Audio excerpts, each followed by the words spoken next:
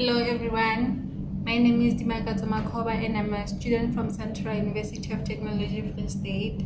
My project is about home alarm system.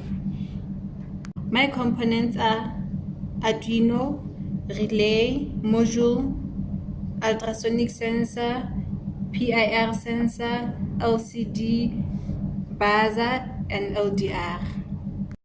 I am now going to demonstrate my working project. When an intruder approaches the house, the ultrasonic sensor will measure the distance of an intruder.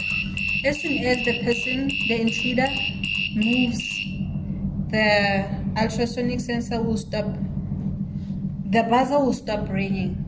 Now, when a person enters the house, the PIR sensor will detect the motion of an intruder, causing the buzzer to ring to alert the owner of the house.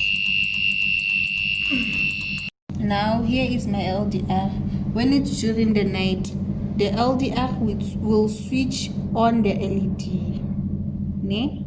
Then the LCD will display that the night light is on. Now, when it's during the day, the LED will switch off and the night light will be off. Thank you.